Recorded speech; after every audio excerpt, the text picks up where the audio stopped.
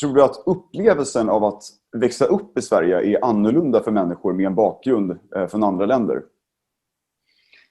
Absolut, det tror jag. Det tror jag att det är svårt att inte... Eller så kan jag tänka mig att det är många länder. Så fort man sticker ut från normen så kommer det märkas på ett eller annat sätt.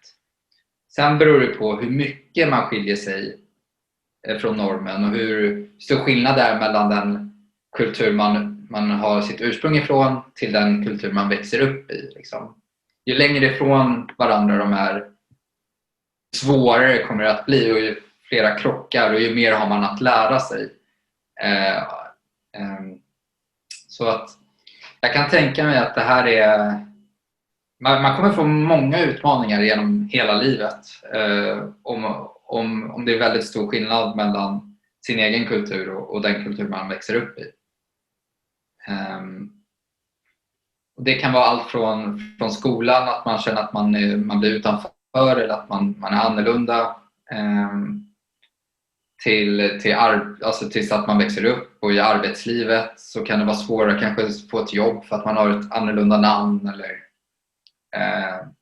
så det tror jag att jag tror man är väldigt öppen när man väl har kommit förbi det första steget. Om man skiljer sig väldigt mycket till utseendet eller till namnet eller kulturen eller sådär, så kan det vara svårare i det första mötet, tror jag.